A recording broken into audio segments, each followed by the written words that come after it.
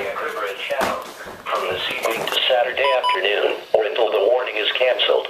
At 6:15 p.m. Wednesday, the stage was 5.8 feet. Flood stage is 6.0 feet. Minor flooding is forecast. Impact at 6.0 feet. Portions of the Shepherd Collick Park in Chatham floods. River Road by Henry Drive is subject to closures.